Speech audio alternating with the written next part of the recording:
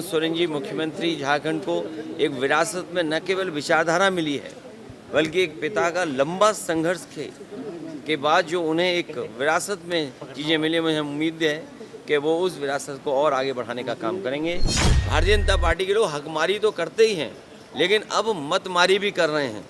जो मतदान का अधिकार है उसको भी छीनना चाहते हैं। ऐसे बहुत कम नेता हैं जिन्होंने अपने पूरे जीवन में एक पार्टी खड़ी की हो, नया प्रदेश बनाने में संघर्ष किया हो और अपनी अगली पीढ़ी को वो विरासत के रूप में देखे गए। नमस्कार, आप देख रहे हैं जीटी रोड लाइव और मैं हूं आपके साथ पल्लवी। मौजूद हूं मैं बिरसा मुंडा एयरपोर्ट में, जहां सापा प्रमुख उत्तर प्रदेश के पूर्व मुख्यमंत्री अखिलेश सिंह यादव रांची पहुंच चुके हैं, जो कि नेमरा गांव जाने के लिए भी यहां से प्रस्थान कर चुके हैं।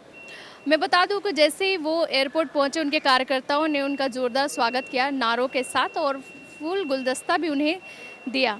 साथ ही साथ शॉल भी उन्हें उनके कार्यकर्ताओं द्वारा उन्हें भेंट की गई और उन्होंने आते के साथ मीडिया से बात भी की। मीडिया से क्या कुछ उन्होंने कहा, आइए जानते हैं।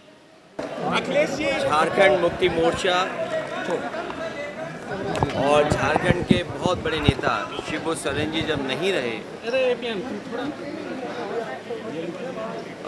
वैसा नेता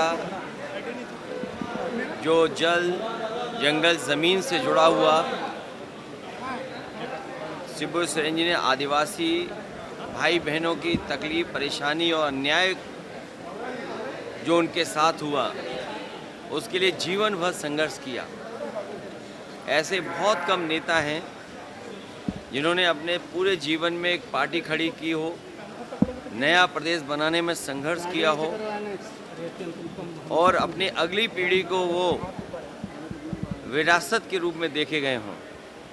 आज मैं झारखंड मुक्ति मोर्चा और झारखंड के मुख्यमंत्री हेमंत सोरेन जी से मैं मिलने आया हूँ। उनके इस दुख में मैं शामिल होने आया हूँ। उनके सभी साथी सहयोगी जो दुखी हैं क्योंकि शिबू सोरेन जैसा नेता उन्होंने खोया है, वैसा नेता बनना होना बहुत मुश्किल काम है। उनका पूरा जीवन संघर्ष से भरा रहा, पूरा जीवन उन्होंने संघर्ष किया। आदिवासियों की संस्कृति, आदिवासियों की भाषा, आदिवासियों के वेशभूषा को लेकर के कैसे उन्हें आगे बढ़ाएं जीवन में, उनके जीवन में खुशियां आएँ, अन्याय खत्म हो, उसके लिए जीवन भर संघर्ष करें।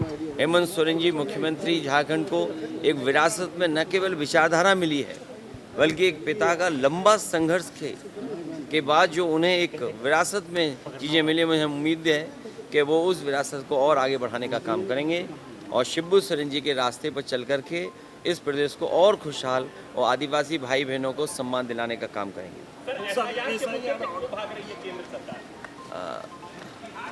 भारतीय जनता पार्टी का सबसे बड़ा काम है साजिश करना, षड्यंत्र करना, और जब बुनियादी सवालों के जवाब उनके पास नहीं है तो चुनाव में किस तरीके से षड्यंत्र करें, चुनाव में कैसे हेरा फेरी करें।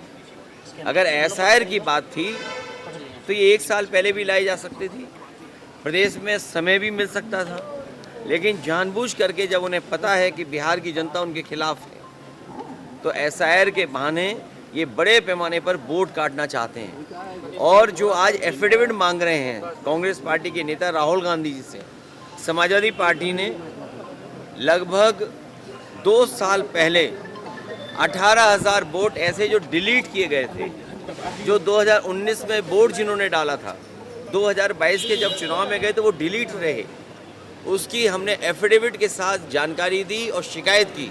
अभी भी एक भी अधिकारी के खिलाफ कार्रवाई नहीं हुई है। अगर एक भी जिलाधिकारी या वरिष्ठ अधिकारी के खिलाफ कार्रवाई हो जाएगी तो किसी भी नागरिक का वोट नहीं काटा जाएगा। ये हकमारी तो करते ही थे, ये भारतीय जनता पार्टी के लोग हकमारी तो करते ही हैं, लेकिन अब मतमारी भी कर रहे हैं। जो मतदान का अधिकार है उसको भी छीनना चाहते हैं लोग।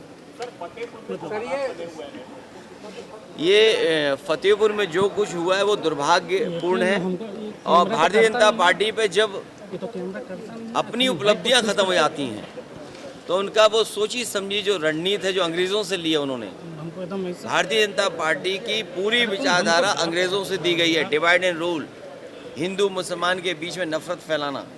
अगर हम हक की बात करें तो हिंदू मुसलमान को आगे कर देना।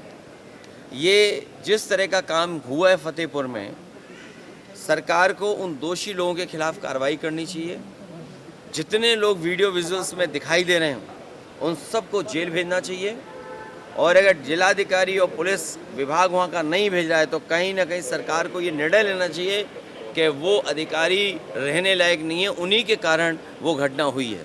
सर ये संसद से अब सड़क पर कब लड़ाई लड़ेंगे सर? अब ये लड़ाई लगातार चलती रहेगी क्योंकि लंबी लड़ाई है। जैसे कि आपने वीडियो में देखा कि अखिलेश सिंह यादव ने शिबू सोरेन के बारे में कहा कि बहुत संघर्ष के बाद उन्होंने एक विरासत छोड़ा है जिसे मुख्यमंत्री हेमंत सोरेन को मिला है। इस विरासत को उन्हें अच्छे से चलाना चाहिए और उनके साथ हम हैं, और उनकी जो दुख की घड़ी है उसमें शामिल होने के लिए मैं यहाँ पे आया हूँ और उनके दुख की घड़ी में उनके साथ रहूँगा।